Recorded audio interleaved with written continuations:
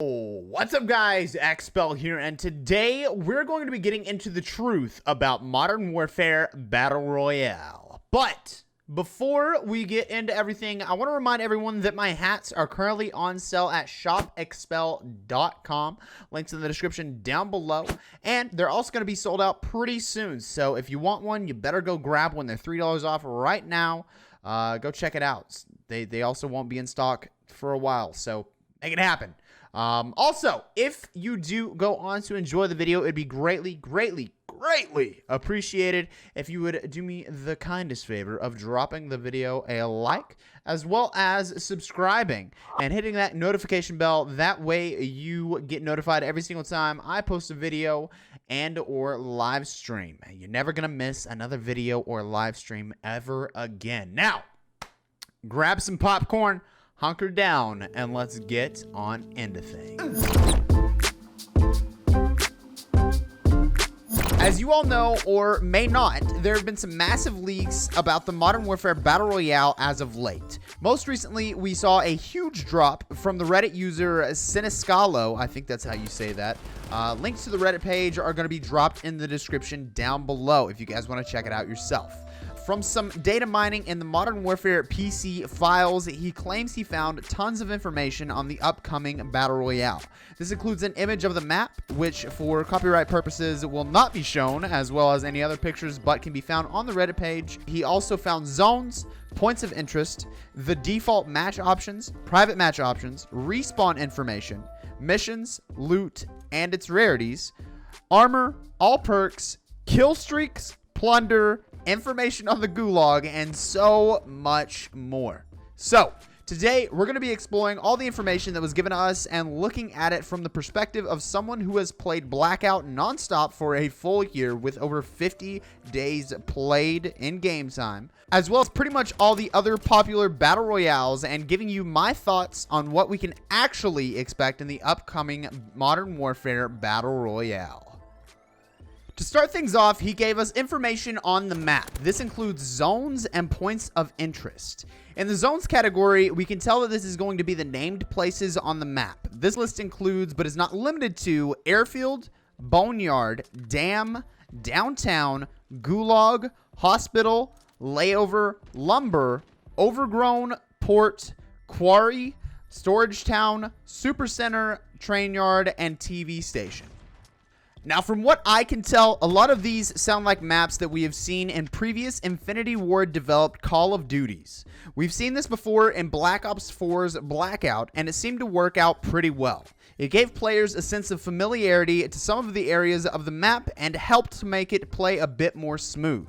Next, in the points of interest, or POIs for short, we have Bank, Fire Station, Gas Station, Gun Store, Pharmacy, and Police Station. Now, with the POIs, it's a bit different. These are going to be a lot more important than the zones of the map. These are places you will go when you need something.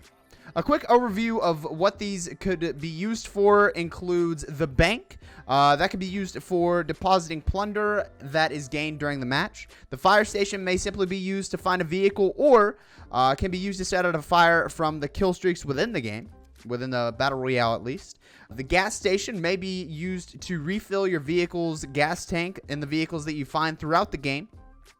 The gun store may be an area where, as it says in the name, you can buy some guns that you really want. The pharmacy can be a good spot to acquire some more meds for your team as well as yourself. And lastly, the police station may be used the way the hot pursuit vehicles were in Blackout. It may allow you to have a radar to help you find enemies in the game, or at least those in vehicles. I will say that when it comes to the points of interest, we really don't have a ton of information. So these are just some thoughts that come to mind when I think of them in the game. Some of the thoughts may sound dumb, but either way, no information we have been given is really fact or written in stone as of yet. Next, we have modes. Currently, the only mode that we have in the files is the default Battle Royale. However, it also comes with the default match options. This includes a player count of 200, 3 playlists, solos, duos, and 4-player squads. An in-game radar. This should help find all those pesky campers at the end of the match. Your infiltration option, or how you fly in, which is the C-130. a pregame lobby free-for-all, which will be something to do while you wait for the match to start. As of now, there is no post-game exfiltration or escape plan.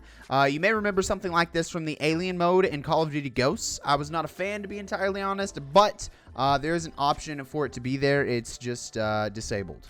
Your max health is 150. Your last stand health when knocked is 100. The health you have when revived is set to 30, so whenever you get back up, you're going to get back up with 30 health. The time you have in last stand is currently set to 60 seconds. It takes 7 seconds to revive a down teammate. Friendly fire punish is currently set to 2. That means that after you kill 2 teammates, you will be kicked or banned. And lastly, the gulag is on. Now, we were also given some private match options, and with that, we have the different infiltration options, different starting weapons, the ability to enable/disable loot, and then the circle starting size, as well as the damage and damage multiplier. Personally, I'm very happy that they are giving so many options for the private matches in this Battle Royale, as we didn't see that in Blackout. In fact, cough, cough. We still have a 12-player private match in Blackout, which is kind of annoying for those of us that stream it every day. Anyway, there was a lot of information, and some of it we'll get to a bit later. One in particular is the gulag, so stay tuned, as it's actually pretty cool. Next on our list, we have loot. Let me rephrase that. We have a lot of loot, like a lot. So to start, there will be different rarities of loot. Similar to Fortnite or Apex Legends, we have white, green, blue, purple, and gold. This being in the order of least to most rare. We have limited inventory space, airdrops, and literally all weapons, attachments, equipment, field upgrades, and kill streaks from multiplayer. I'd like to go back and speak on a couple of things in a few minutes whenever it comes to what we've just heard. But we also have gas masks, vests, helmets, bandages, obviously, ammo, obviously, backpacks, a portable defibrillator, and plunder. Now, on the defibrillator, I would assume that that's something that's going to help you revive your teammates a little bit faster, like we saw with Medic within Call of Duty Blackout. Anyway, you cannot hold 2 of the same weapon. You cannot take an armor of a lower level than you currently have equipped, which in my personal opinion, I can see being a bit annoying whenever your armor gets a bit more damage than you'd like. Attachments, which are not compatible with your current weapon, are placed in your backpack. And lastly, supply crates, as we expected, have valuable items in it. Crazy. So let's just touch on a couple of those things, as it was a lot to take in. So field upgrades and kill streaks are in this. However, from what I can see, it is loot. This is still something you have to acquire in-game. You have to find it. This doesn't mean, in my personal opinion, that it won't be ridiculously overpowered, as we have seen from the Citra gun in Blackout. It's honestly just annoying. Field upgrades might not be that bad, but adding in kill streaks can get a bit out of hand. It says all kill streaks as well, so we will be looking at things like the VTOL, that just absolutely destroys good players repeatedly, like literally over and over. It's honestly going to get annoying, in my personal opinion. Also, does this include the nuke? If so, how the heck would that work? Is it an actual streak reward, like for 50 kills or something? Who knows?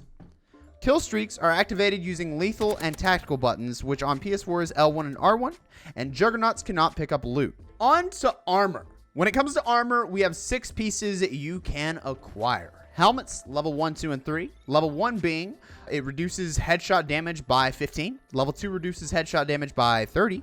And level 3 reduces headshot damage by 30, but also the effect of flash and concussion grenades. Personally, I think they could have just stuck with a reinforced perk like we saw in Blackout, but that's just me. I'm with it either way. Don't think it'll be a huge difference in playstyle. Vest-wise, we have level 1, which absorbs 50 damage, level 2 absorbs 150 damage, and level 3 absorbs 150 damage and increases healing item usage by 25.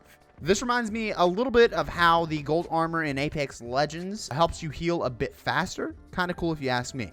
We have a huge, ginormous, absolutely ridiculously long list of perks And I'm basically just going to read these off and give you some thoughts as we go. I'm not going to get too far in detail with the perks. This is something that whenever the game comes out, we'll actually kind of jump in there and explain them in a kind of in-depth series like Drifter does whenever he does that for certain games. But this is kind of my forte here. So, High Alert is our first perk. It grants vision when an enemy looks at you from outside of your FOV. I'm assuming this is kind of like Paranoia, except it shows you on screen. Spotter. Enemy equipment within a small radius is visible and highlighted to you, even through walls. So, that's kind of self-explanatory. Tracker. Enemies leave footprints as they move and increased crouch movement. Kind of like Skulker, I guess. Stalker is faster movement while aiming down sight. Marksman allows you to identify enemies from farther away by showing their names at a greater distance, which I think is super broken and we shouldn't be able to see their names in general. If the perk shows the names, that's cool. If the perk is not what's showing their names, but it's something that's already built into the game and it's just showing you their names at a farther distance, that's kind of stupid because that's going to add on to stream snipers. Sleight of hand. Reload your weapons 50% faster than normal. Armor. You can use armor plates 20% faster, and they supply 10% more armor. Artisan tastes. Weapons you pick up have a chance to automatically upgrade. Say it's a white, it's going to upgrade to a blue, or a gold, or an orange. Whatever. I don't know. Deep pockets. Any usable equipment you pick up has an extra use. So let's say you pick up a claymore, you drop one down, you're going to have 2 claymores. You have Grenadier. Grenadier. I still don't know how to say that word, and I'm 21 years old. Any throwable equipment you pick up has an extra use. So, like nades. We have Healer. Your medic items continue to heal for an additional 25% of their value over the next 20 seconds. That's pretty cool. Thief. When you harvest, generate 20% more plunder. I'm not entirely sure what harvest is, but I'm assuming it's like when you're picking up like plunder off the ground or like weapons off the ground from whenever you kill somebody, like whenever you're going through their bag. We have Ammo Scavenger. Enemies you kill always drop some ammunition. We have Armor Scavenger. Enemies you kill always drop some armor plates. Medic Scavenger. Enemies you kill always drop medic items. Plunder Scavengers. Enemy you kill always drop some plunder. And Bounty Hunter. If you kill someone with more perks than you, gain enough points to match them, and then you can replace this perk. Not entirely sure what that means, but I'm sure in use it'll be a little bit cooler than what it sounds like, I guess. Ghost, you are invisible to drones and sensors. Fantastic. All for those campers. Sneaky, your footsteps are invisible and enemies are not warned when you track them. That's fantastic. Explosive Ordnance Disposal, explosive resistance, and you can capture enemy claymores and mines. That's fantastic. That's going to be super, super helpful whenever you run up on somebody that is camping in a building. You just you basically hack their mines and claymores, or you just pick it up. Now, remember how I told you we would make it back to some of the things mentioned before? Let's go ahead and speak on those. First, let's talk about plunder. Plunder is earned by completing missions and eliminating enemies. When it comes to missions, you can retrieve them by finding tablets, and only one mission can be active for a squad at a time. The mission types include tracked, which probably means other players near you were given a plunder bounty to kill you. Timed run is obviously some sort of race against the clock, but we've not really been given any more information on that as of yet. Assassination, which is eliminating a specific player. If no bounty is available for the assassination mission, constellation plunder will be awarded. Great. Scavenger hunt. Collect scavenger crates. Domination. Capture a domination point. And random, which basically gives you a random mission from that, I'm assuming, or it could be literally a random mission. When a mission is started or completed, the entire squad will be notified by an on-screen message. Now, let's hop back to plunder for a second. You can actually purchase game-changing items at plunder box locations. Not exactly sure what that means, but it probably will be really overpowered if I had to take a guess. The player who collects the most plunder in a match will be named the best plunderer. There is a minimum amount of plunder required before depositing into the bank. Plunder dropped from eliminated enemies expires after some time, and when players enter a bank, the bank alarm will sound, alerting all enemies within the vicinity. And lastly, we find ourselves at the coolest part of the Battle Royale, in my personal opinion, the Gulag. Basically, the Gulag is a one-on-one single round match when to respawn. Respawn tokens can be looted. After one use, respawn tokens are disabled for the player. To respawn a teammate, obtain a respawn token, then drop their body near an ambulance. Once the body is dropped off at the ambulance, the player will enter the Gulag queue for a chance to win a 1v1 and respawn into the match. At some point during the match, the Gulag will be closed and no longer usable, thus preventing respawns. Once a player has respawned, they must locate and activate a mobile armory to retrieve their loadout. Back to the Gulag though, it actually acts as a King of the Hill style gauntlet, meaning players in the Gulag queue will spectate the players who are currently fighting in the Gulag. There will be a countdown on screen indicating how many rounds are left until you fight. A jailbreak happens every so often and kicks all the players out of the Gulag and back into the match, and that's pretty cool. Players have the ability to place bets on players who are fighting using the plunder that they have. Now, I'm not entirely sure if this will be in the Gulag showers that we've seen in the original Modern Warfare series, but if so, it sounds pretty dope. We were also given a bit of miscellaneous information, but for now, it doesn't make much sense other than the fact that there is a jump master, and the jump master of a squad can select a deployment point prior to the match start. If the jump master chooses to discard the role, any player can become it. Players who are not the jump master have the ability to jump separately from the team. If you detach from the jump master, you will not drop in the proximity of your loadout bag. So obviously you do spawn in with some sort of loadout as well. And if you want to see anything else pertaining to the document that we have, or any of the other documentation or pictures or stuff like that, again, the link is in the description down below. Go check it out, show them some love, and say thank you for data mining all this stuff. So that's it. That's all the information we have on Modern Warfare Battle Royale. Personally, overall, it sounds good. Some of the things in there sound a bit dumb and probably won't play well, but you have to remember that this isn't all set in stone. It's all subject to change, and hopefully we see a few changes before the Battle Royale is actually released.